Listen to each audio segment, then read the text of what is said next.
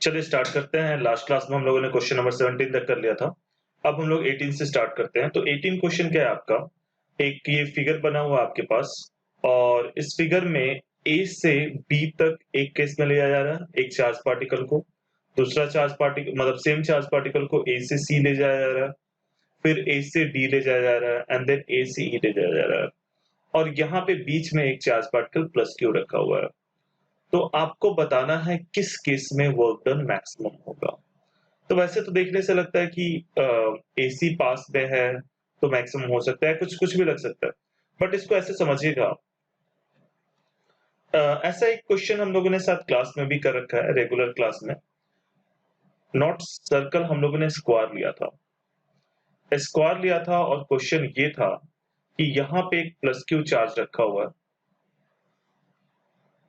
यहाँ पे एक प्लस क्यू चार्ज रखा हुआ है और दो डायगोनल के अपोजिटेड मतलब ए से लेकर सी तक, ए से लेकर सी तक ले जाने में किसी चार्ज पार्टिकल को कितना वर्क डन होगा। तो उसका आंसर था 0, क्योंकि ए का पोटेंशियल और सी का पोटेंशियल बराबर होगा। एज पॉइंट ए जो यहां से डिस्टेंस पे है वो भी आर है। आर का वैल्यू हो सकता है आपका a/√2 होगा, ए साइड है तो अगर ये स्क्वायर है तो, और ये भी आपका आर है।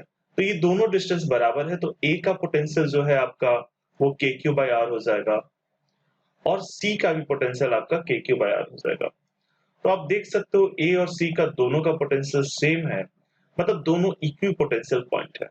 अब जब दोनों इक्वी पोटेंशियल पॉइंट है तो एक पॉइंट से दूसरे पॉइंट तक ले जाने में मतलब ए से सी तक ले जाने में जो वर्क डन होगा वो 0 होगा, क्योंकि आपको पता है work done is equal to charge into potential difference होता है और पोटेंशियल डिफरेंस 0 हो जाएगा since points are equipotential. तो सेम तरीके से इस क्वेश्चन में अगर आपका एक सर्कल है, ये अगर आपका एक सर्कल है और यहाँ पे एक चार्ज प्लस क्यू रखा हुआ है, तो सर्कल के हर एक पॉइंट का डिस्टेंस जो है वो बराबर होगा, रेडियस के बराबर होगा। ए हो, बी हो, सी हो, यहाँ पे सॉरी बी है, ठीक है, इधर सी है, कोई भी पॉइंट हो, कोई भी पॉइंट हो, सबका डिस्टेंस जो है वो बराबर होगा, ठीक है। तो जितना ए का पोटेंशियल होगा, जितना ए डिस्टेंस पे होगा प्लस क्यू चार्ज से, उतना ही बी होगा, उतना ही सी होगा, उतना ही डी होगा, उतना ही ई होगा। यानी A B C D E सारे इक्वी पोटेंशियल पॉइंट है। जितना पोटेंशियल ए का है उतना ही बी का है, उतना ही सी का है, उतना ही डी का है और उतना ही ई का है। तो ये सारे इक्वी पोटेंशियल पॉइंट है और इक्वी पोटेंशियल पॉइंट है तो एक पॉइंट से दूसरे पॉइंट पर ले जाने में जो वर्क डन होगा वो क्या होगा, charge into difference of potential, charge into VB minus VA या charge into VC minus VA, जो भी होगा, ठीक है। जो चार्ज को आप मूव करा रहे हो, स्मॉल क्यू को मूव करा रहे हो, तो जब दोनों पोटेंशियल बराबर है तो उनका डिफरेंस कितना हो जाएगा, 0 होगा। इसलिए वर्क डन इस केस में क्या होगा, 0 होगा। रीजन आप क्या दे सकते हो कि all points are equipotential points. Reason क्या दे सकते हो, all points are equipotential point, equipotential points, ये रीजन आप दे सकते हो। तो इधर देखते हैं इसमें क्या ऑप्शन है कोई 0 का। So option number C is 0 along A path AB, AC, AD and AE, सब के along 0 होगा। ये देखिए ये आपका दे भी रखा है, equipotential surface, no work is done in shifting a charge from one position to another। So next question है, if E is the electric field intensity of electrostatic field, then electrostatic energy density।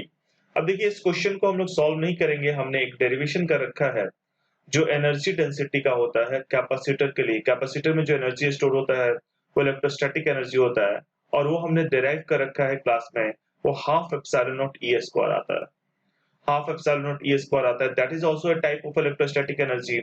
In fact point charges के, दो point charges के लिए भी यही valid होगा, but किसी भी इलेक्ट्रोस्टैटिक एनर्जी के लिए बोला है तो हम उसी का देख लेंगे, कैपेसिटर वाला का ही देख लेंगे। तो कैपेसिटर में जो इलेक्ट्रोस्टैटिक एनर्जी है, एनर्जी डेंसिटी है, वो directly proportional to E square होता है। सो यहाँ पे directly proportional to E square option B है, दैट इज द आंसर। ये देखिए आपका निकाल रखा। So next question is the electric field near a conducting surface having a uniform charge density sigma. देखिए आपका जब थिन सेट होगा, जब थिन सेट होगा तो थिन सेट की वजह से जो इलेक्ट्रिक फील्ड होगा वो हमेशा sigma by epsilon 2 epsilon not होगा। लेकिन यही अगर आपका कंडक्टिंग प्लेट हो गया, थिक सेट हो गया, तो ऐसे केसेस में जो आपका इलेक्ट्रिक फील्ड होता है वो होगा आपका सिग्मा बाई एप्सिलॉन नॉट। दो तरीके से एक्सप्लेन कर सकते हैं, एक तो थिक सेट जो हुआ वो दो तीन सेट का कॉम्बिनेशन हुआ, तो दो को आप ऐड कर दो, ठीक है, तो ऐसे भी एक्सप्लेन कर सकते हैं हम लोग।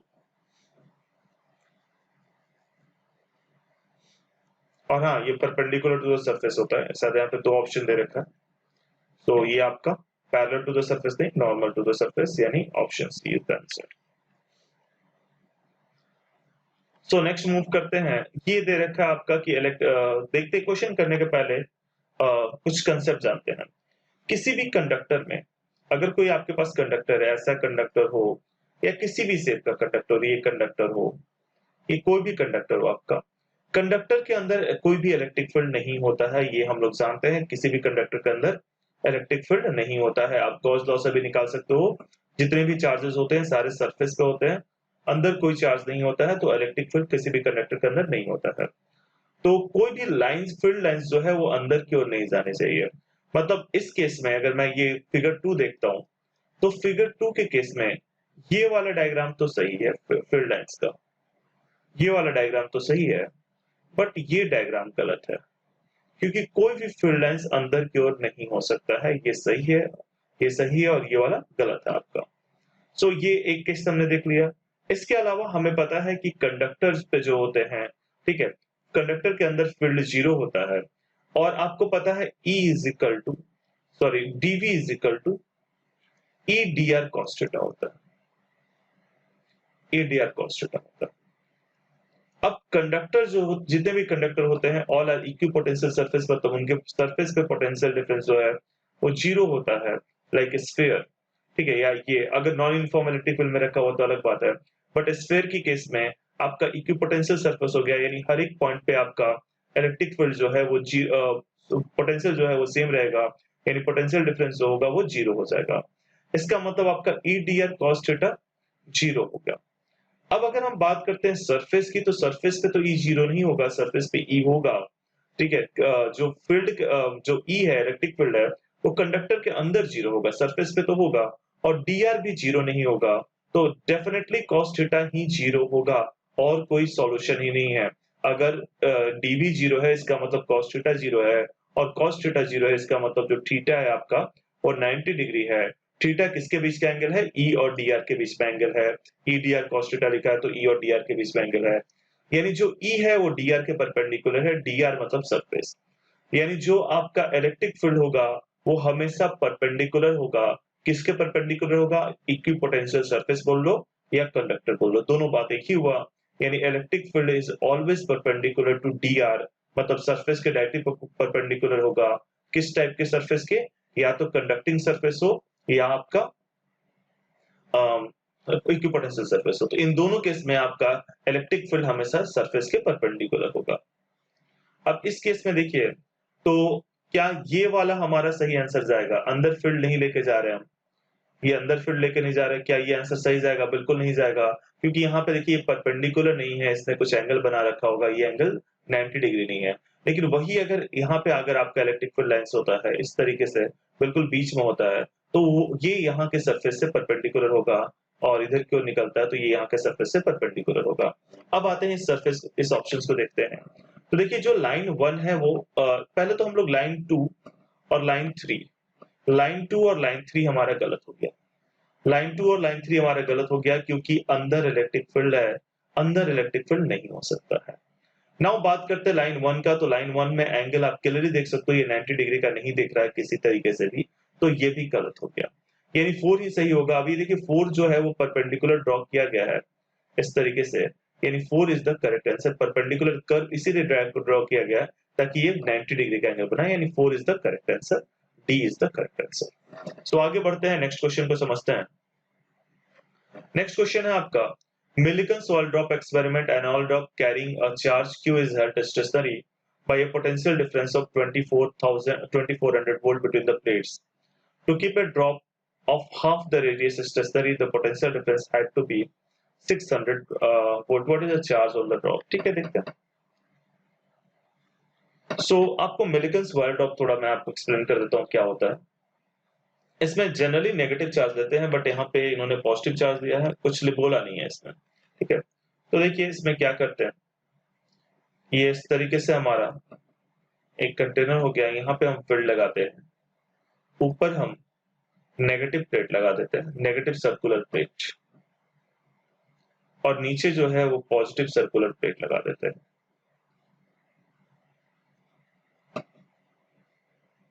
ठीक है, अभी मैं पॉजिटिव चार्ज दे रहा हूँ, कुछ बोला नहीं है तो। और यहाँ पे जो आपका इलेक्ट्रिक फील्ड है, ये जनरली इसमें नेगेटिव लेते हैं, तो इलेक्ट्रिक फील्ड का डायरेक्शन अपोजिट होगा। तो इलेक्ट्रिक फील्ड ऊपर क्यों लग रहा है? अगर यहाँ पे आप एक वॉल ड्रॉप को रखते हो पॉजिटिवली चार्ज है, तो इस वॉल ड्रॉप पे क्या होगा? इस पे देखते हैं फ्री बॉडी डायग्राम। ऊपर क्यूवी लगेगा और नीचे एमजी लगेगा। अगर आप इसे इक्विलिब्रियम में रखना चाहते हो तो QE is equal to mg, QE is equal to mg, ये होगा आपका इक्विलिब्रियम का कंडीशन। और हमें पता है कि इलेक्ट्रिक फील्ड जो होता है वो V by T होता है, यानी Q into V by T is equal to mg, ये कंडीशन हुआ। तो पहला केस आपको ये कंडीशन दे रखा है, V का वैल्यू 2400 दे रखा है। दूसरे केस में इन्होंने क्या किया है, चार्ज आपसे पूछा है कितना होगा, तो नया चार्ज हमें पता नहीं, उसे स्मॉल क्यू ले लेते हैं। और V जो है वो उन्होंने 1/4 कर दिया है।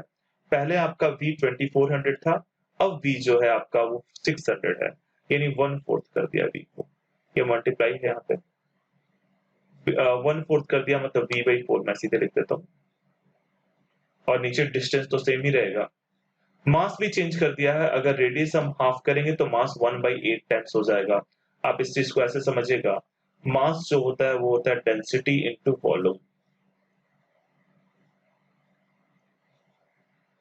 अगर आपने रेडियस को हाफ कर दिया तो नया मास जो होगा, बाकी चीजें तो कांस्टेंट रहेगी, नया मास m/8 के बराबर हो जाएगा, जब आपने रेडियस को नया रेडियस को r/2 किया। आप पुट करके देख सकते हो, r/2 का होल क्यू r/8 आ जाएगा, तो ये आपका m1 जो है वो m/8 होगा। तो दिस इज m1g, यानी आपका हो जाएगा q into V/4d is equal to m/8 into g। और ये हमारा इक्वेशन 2 हो गया।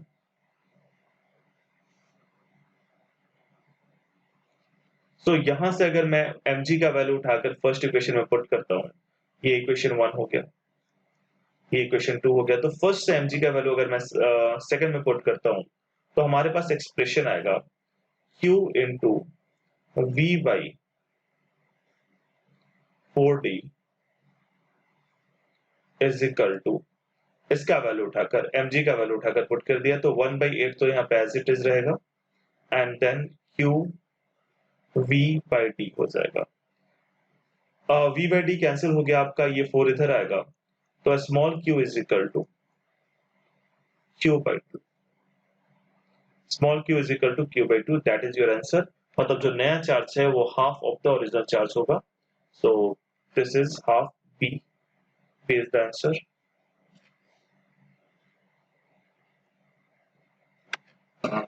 So next question is, an alpha particle is accelerated through a potential of 10⁶ तो 10⁶ वोल्ट मतलब 1 मेगा वोल्ट भी बोलते हैं इसको, 1 मेगा वोल्ट,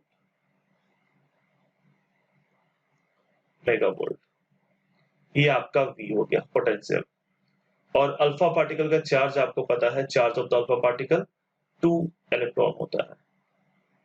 तो जो एनर्जी होगा वो Q इंटू V होगा। आपको पता है इलेक्ट्रॉन वोल्ट क्या होता है? इलेक्ट्रॉन वोल्ट एक यूनिट है एनर्जी का।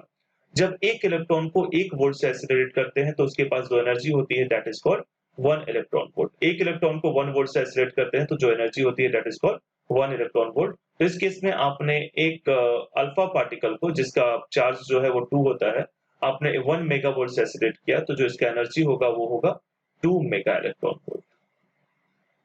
और 2 मेगा इलेक्ट्रॉन वोल्ट यानी बी इज द आंसर। तो ये किसी और का आंसर आ गया। तो चलिए अभी इस लेक्चर में 23 तक ही करते हैं, बाकी नेक्स्ट लेक्चर के पार्ट में देखते हैं।